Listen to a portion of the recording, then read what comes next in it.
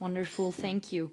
Our next speaker, and we're really honored that he also made his way from the United States of America to be with us already for a lecture tour through Europe, and now here with us in the European Parliament in Strasbourg, Dr. David E. Martin. He's the founder and chairman of MChem International, Rasa Energy, and is a Batten Fellow of the University of Virginia. His experience includes founding the first medical device clinical trial center at UVA, while on the medical school faculty in radiology and orthopedic surgery. His work with global investigation of biological and chemical weapons was done through his company Mosaic Technologies, in which he led numerous defense to civilian technology transfer programs with the world's largest companies and countries. His work includes publications and academic appointments in medicine, law, and economics. His firm MChem was responsible for leading investigation and supporting prosecution of some of the largest financial frauds in the U.S. history as a contractor for the U.S. Treasury. David E. Martin will summarize the most critical points of WHO as an organization that is not serving the health of the people, but is driven by the business interest of its sponsors. Well, the translators are gone, and the live stream is waning, which means that if we just listen to my colleague Matthias, the best thing in the world would be to leave it to you, the people. Now it's up to you to share what clearly, based on the cavernous emptiness we see in all of these spaces, is only going to be heard if you share it. So it feels very appropriate that I should be the one with the quietest voice. But let's let that lion roar, shall we? I'm done talking about COVID, and I'm done talking about SARS-CoV-2, and I'm done for a very simple reason. For 110 years, we, the people of the world, have been lied to.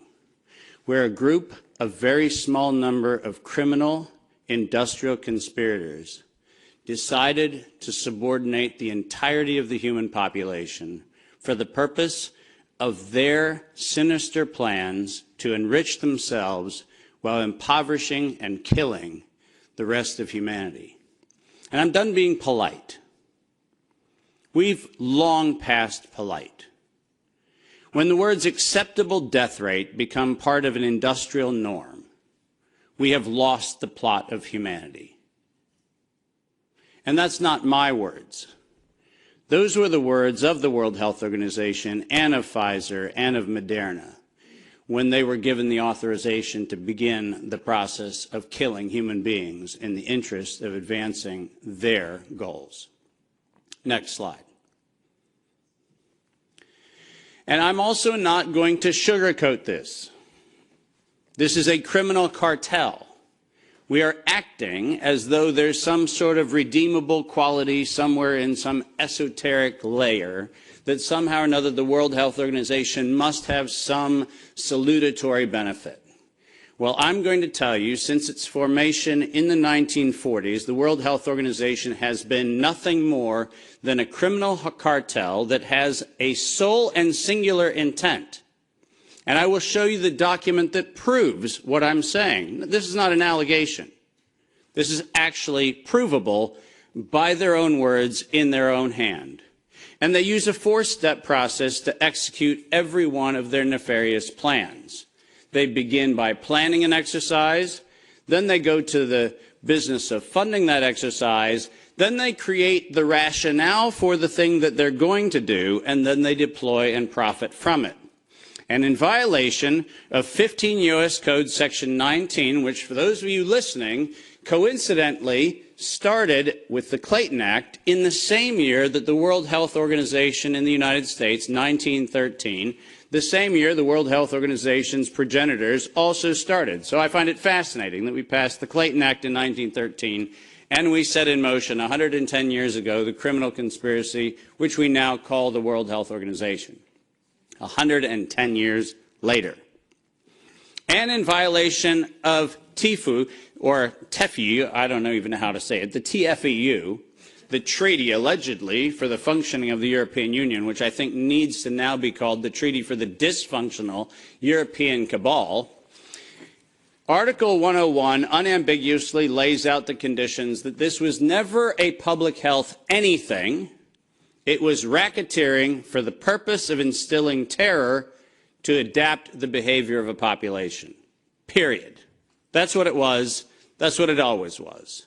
And we can come up with every theoretical argument we want to make about things, but the problem, even with the theory that we had an outbreak of something, is falsifiable for the data from Zurich that shows us that in the year of the death pandemic of the globe, life insurance companies paid $30 billion less in claims. Now, if there's a medical professional or a social professional or anybody else who wants to debate that we could develop a virus cunningly that could find out your bank account, your insurance policy statements, and whether you're paid up on your premiums, that's a big ask. It turns out that the data is unambiguous. We did not have a pandemic. We had genocide. And we need to call it what it is. Next slide. When I say we planned it, let's make sure we understand exactly the not-so-fine print of the fine print. And I want to call your attention first to the right-hand column of the slide. This is the 2011 data that the World Health Organization, the Wellcome Trust, PATH, and the Gates Foundation did on their wonderful worldwide program for a malaria vaccine for children under the age of 6 months of age. And in their clinical trial, it's helpful to point out that they murdered 66 children in the vaccine group and then cunningly used the term control for a control group in which they murdered 28 children. Now, the reason I said murdered and the reason why I use that term is because it's exactly what it was. Because it turns out that this control group was not a saline injection. It was not some sort of innocuous, innocent thing. It was actually a cocktail of other known pathogenic disease-carrying injections. The control group was known to kill people, and the experimental control group was actually theoretically maybe going to kill people. And what we did was we actually went ahead and murdered them all. And cunningly, under Article 5, Section 13, which I've put on this slide, I want you to understand why I said, at its formation in 1947, when the WHO was funded and founded, it was funded and founded by people intent to commit a crime because of their own language. Section 13 of Article 5 ends with the following statement: immunity from personal arrest or detention, blah, blah, blah, immunity from legal process of every kind. Now, if you didn't intend to commit a crime, why would you need to give yourself permanent and absolute immunity from every form of prosecution, and it's worse, even investigation for prosecution of every kind? People sit there and pretend, well, that's like diplomatic immunity. Do you realize this isn't even meeting the standard of diplomatic immunity? This is a criminal organization who set in motion their own law to protect themselves against crimes they knew they were going to commit. And when I say they knew they were going to commit, I mean they knew it.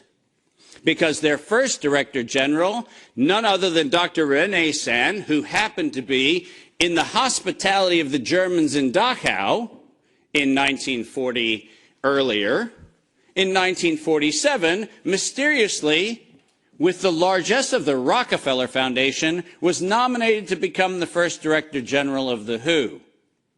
And within 5 short years, René Sand decided to authorize the real purpose of the WHO in writing by then Director General Dr. Brock Chisholm, who advocated for population control as its primary objective. Does that sound like public health to anyone in this room? This is not public health.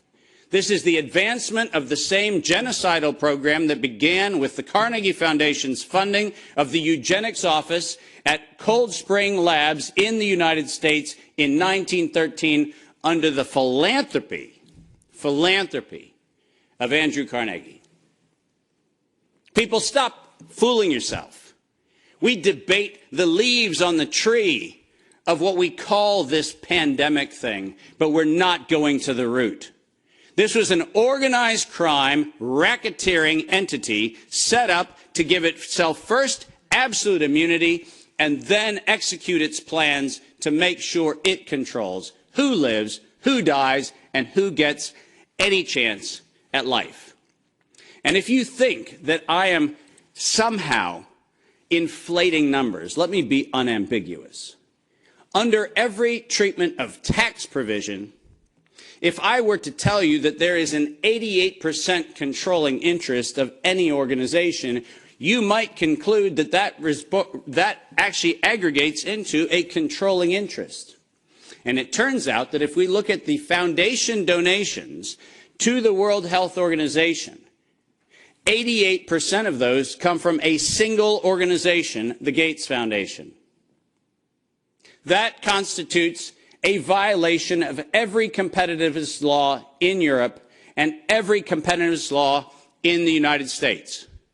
This is absolutely not only not an independent, charitably funded donation, but more importantly, under the tax laws on both sides of the Atlantic, this constitutes directed donations which specifically are forbidden and do not have any place anywhere in the Charter of the World Health Organization or any of the UN-affiliated organizations.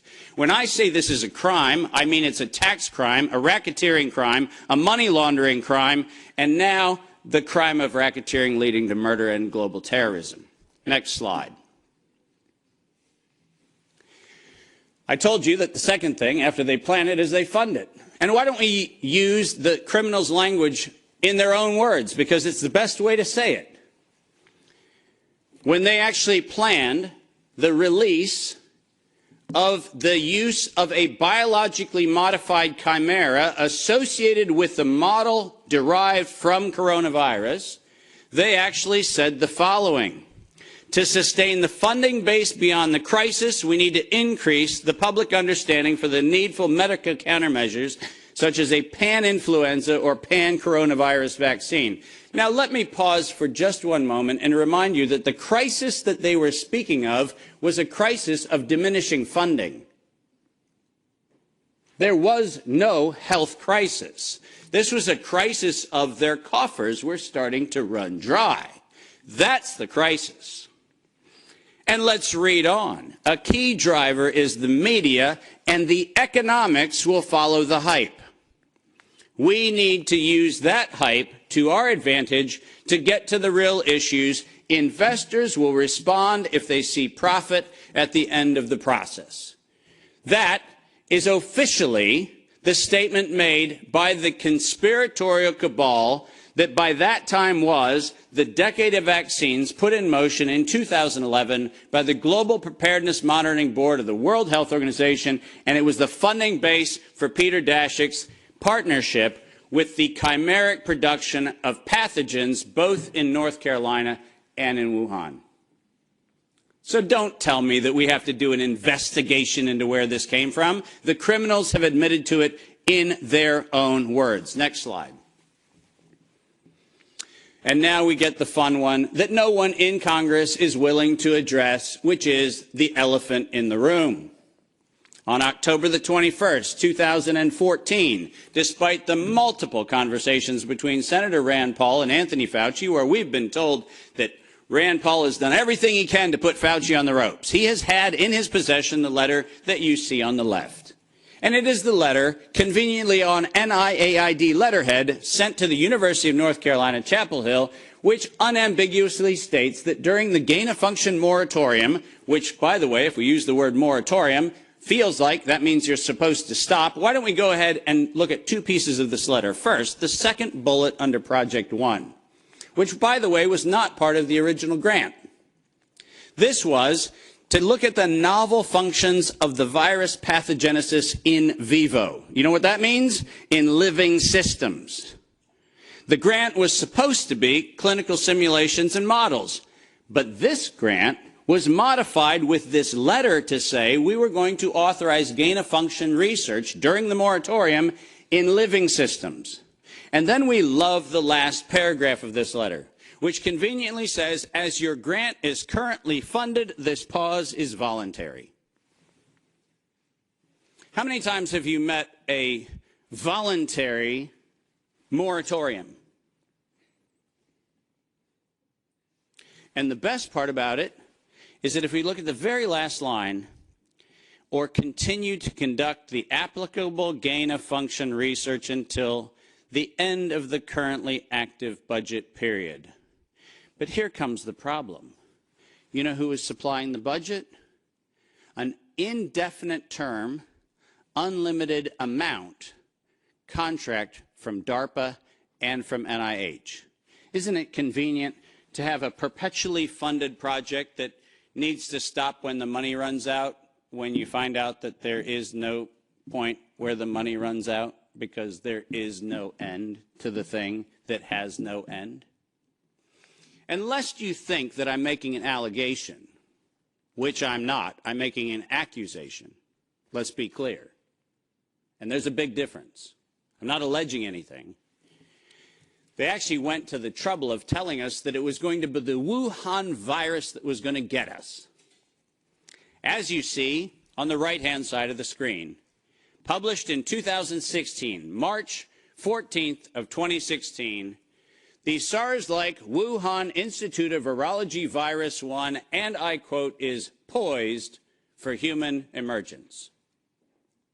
Does that sound like we're just surprised that something in Wuhan went a little haywire in December of 2019? Or does it feel like we were told, look at Wuhan, and look at coronavirus, and look at what we've been doing to manipulate coronavirus in Wuhan and in the University of North Carolina, Chapel Hill, and lo and behold, we're going to go ahead and tell you that we're ready to release it in 2016.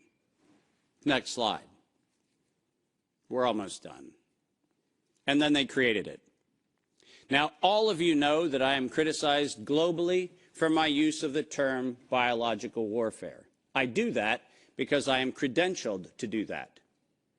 I happen to be, for the United States government, in the early part of the 2000s and the latter part of the 90s, a person who was sent around the world to look at the proliferation of biological and chemical weapons. I'm acutely familiar with the definition of what a biological warfare agent is in the 18 U.S. Code, the criminal code of violations of biological and chemical weapons.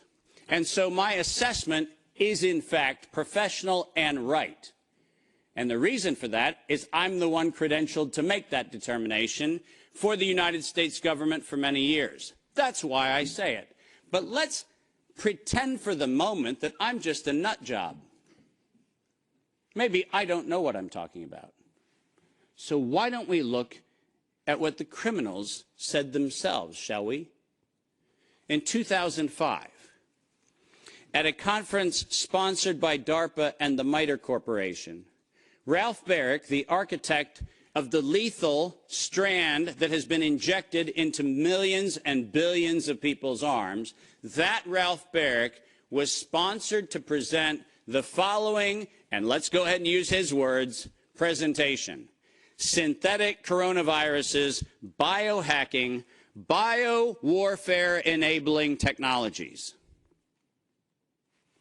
Does that sound like a public health distribution program? Does that sound like something that is accidentally misinterpreted to mean something else? Or does biological warfare enabling technologies sound like not countermeasures or pandemic preparedness? It sounds to me like biological warfare enabling technologies. And the reason why I have that hunch is what followed was he received, next to his NIAID grants, non-competitive DARPA grants in matching funds for over $140 million of aggregate funding going into his and his related programs on synthetic biological warfare enabling technologies. So do I have a problem calling the injection a biological warfare enabling technology? Absolutely not, because that's what they called it. And we know that they knew they called it that on September 18th, 2019. Because on September 18th, 2019, the racketeering, co-conspiring cabal of interlocking directorates also known as the World Health Organization, said that they were going to conduct an experience for the world that was going to be a rapidly spreading pandemic due to a lethal respiratory pathogen. The lethality in that statement is the problem. They didn't say we're going to maybe get a little bit of sniffles going around. They said we were going to actually have the promulgation of a deadly agent. And the stated reason, in September 2020, the progress indicator is that the world would accept a universal vaccine. Not, we'll look at other options of treatment. Not, we'll have a look at what might be early intervention, as Dr. McCullough has so clearly advocated for in many, many, many instances. Not that. We stated on September 18th, 2019, we were intending to kill. And we were intending to kill to create the fear that would drive people to accept something that without coercion, no one would have accepted. And that's published by the criminal racketeers. Next slide, and there's only 2 to go if you're following. Deploy and profit from it. We were told investors will respond if they see profit at the end of the process. And lo and behold, guess what they saw? Profit at the end of the process. 2022, $100 billion for Pfizer of public funds. Moderna, after lying to the Congress in October of 2020 when they were asked to actually verify whether NIAID was promoting an injection that would enrich NIAID, where Anthony Fauci and the entire team at NIH said that they had no financial interest in their recommendation, they receive a back payment royalty of $400 million for the first payment of the royalty. $400 million. More than any Institute of Health has ever received in a single payment for a single invention in the history of American medical research. And lo and behold, what do we receive after that? A request from the World Health Organization to expand its budget by 11% to make sure that the people who profited from it donate to it. And guess what they just did? They laundered the money right back. That's what they did. Next, and now you get the final slide. This is not a public health crime. This is actually not a constitutional crime. This is a criminal act done by a criminal institution established to enable criminal behavior since its foundation in 1947. That is what this is. And we should not be debating the merits of democracy or liberty or anything else, as irrational as that would be if we stood at a bank robbery and debated the merits of printing dollar bills. The problem is not the dollar bills, it's the bank robber. And the problem here is not health, and it's not public health, and it's not the suppression of information and the suppression of dissident views and the absolute unconscionable treatment of physicians around the world and academicians around the world who spoke out against this. That's not the crime. The crime is that we had criminal racketeers who conspired and developed a, quote, emergency. The same criminal racketeers planned, manufactured, and did all agency capture to make sure that you were told that you would use terms that they tell you to use. Vaccine, face mask, health, social distancing, none of which had ordinary use definition. So we just used them. Criminal racketeers price fixed with interlocking directorates where known competitors came together and fixed prices in direct collusion in violation of both European Union standards and in violation of both the Sherman and the Clayton Act in the United States. These were crimes. It was organized crime, and we should treat it as such. Criminal racketeers publicly lied under oath. And this resulted in the death and destruction of liberty, and most importantly, the death and destruction of the integrity of well-meaning people who sit here today doing everything they can within their power to try to treat the calamities created by this catastrophe. I will not for a moment denigrate the multiple contributions of amazing academic and medical professionals who've tried desperately to step into the gap and stop the corrupt outcomes of these crimes. But I will, without doubt, say the following. Until we treat this as a criminal conspiracy of criminal racketeers resulting in global terrorism for the purpose of profiteering and murder, until we have that conversation, we're having the wrong conversation. Because we are not here to debate the merits of a modified agreement for a criminal racketeering organization. We are here to end the criminal organization itself. This is my call to every single person on this planet. Don't just limit the power of the WHO. Destroy the WHO. Thank you very much.